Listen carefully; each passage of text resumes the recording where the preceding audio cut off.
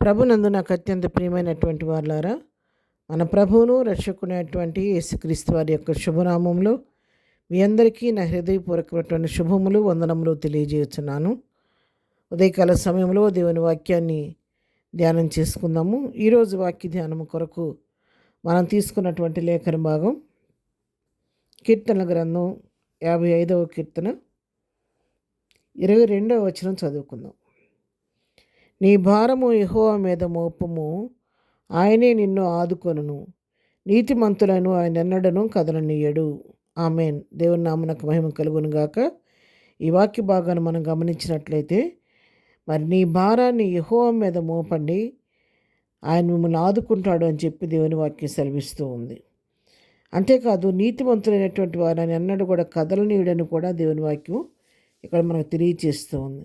అవును ప్రియులారా, మన భారాన్ని మనం మోసుకుంటే మనం మోయలేము. కొన్నిసార్లు అది మన శక్తి మించిన భారమైనప్పుడు దాన్ని మోయలేక మనం ఎంతో ప్రయాసపడుతూ ఉంటాము, వేదన పడుతూ ఉంటాము, దుఃఖపడుతూ ఉంటాము, మోయలేక అలసిపోతూ ఉంటాము. దేవుని మీద కొన్నిసార్లు ఆయాసపడుతూ కూడా ఉంటూ ఉంటాం.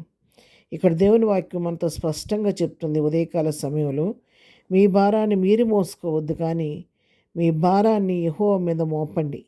ఎప్పుడైతే యెహోవా మీద మీ భారాన్ని మోపుతారో ఆయన మిమ్మల్ని ఆదుకొని మీకున్న భారాన్ని ఆయన తేలిక చేస్తాడు అని ఇక్కడ దేవుని వాక్యం సెలవిస్తూ ఉంది. కాబట్టి మనం అందరం కూడా మన సొంత భారాల్ని, మనకున్న సమస్యలను మనమే పరిష్కరించుకోవాలని ప్రయత్నిస్తూ మన భారాన్ని మనమే మోసుకుంటూ కృంగిపోవటం, వేదన పడటం కాదు, కానీ సమస్తమును చేయటకు శక్తి కలిగిన దేవుని హస్తానికి మన సమస్యను అప్పగిస్తే, మన భారాన్ని ఆయన మీద మోపితే ఆయన మన పక్షంగా ఉండి తన కార్యాన్ని నెరవేర్చే దేవుడై ఉన్నాడు. అంతేకాదు నీతిమంతులను ఎన్నడూ కదలనీయడని చెప్పి దేవుని వాక్యం సెలవిస్తుంది. అవును ప్రియరా, ఎవరైతే నీతిమంతులుగా యేసు రక్తంలో కడగబడి ఆయన బిడ్డలుగా జీవిస్తూ ఆయన పైన ఆధారపడి జీవిస్తారో వారిని ఎన్నడూ కూడా ఆయన కదలనిచ్చే దేవుడు కాదు. వారి పక్షంగా ఉండి వారికి మేలు చేసే దేవుడు.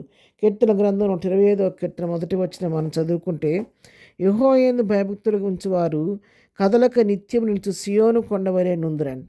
యెహోవా యందు నమ్మకం ఉంచువారు కదలకుండా నిత్యము నిలిచి ఉండేటువంటి సియోను కొండలాగా అంత స్థిరముగా ఉంటారని చెప్పి దేవుని వాక్యం ఇక్కడ సెలవిస్తూ ఉంది. అవును, మనం ప్రభువులో విశ్వాసంలో వేరుపారిన వారిగా ఉంటే అట్లాంటి స్థిరత్వం మనం కూడా కలిగి ఉంటాము. సామెత గ్రంథం 16వ అధ్యాయం 3వ వచనం మనం చదువుకుంటే, నీ పనుల భారము యెహోవా మీద నుంచుము, ఆయన నీ ఉద్దేశములు సఫలమగును. చూసారా, మన పనుల భారం యెహోవా మీద ఉంచితే అప్పుడు మన ఉద్దేశాలు సఫలమవుతాయి అని కూడా మన జ్ఞాని అయిన సొలొమోను కూడా తెలియజేస్తున్నాడు. మన పనుల భారం ఏదైనా సరే ఆ దేవుని మీద మోపినప్పుడు ఆయన మన ఉద్దేశాలను సఫలపరిచి మన భారాన్ని తేలిక చేసి మనపక్షంగా తన కార్యాన్ని చేసి మన నోటిని నవ్వు కలుగు చేసే దేవుడై ఉన్నాడు. కాబట్టి మన ఉదయకాలం దేవుని వాక్యం మనతో మాట్లాడుతూ ఉంది.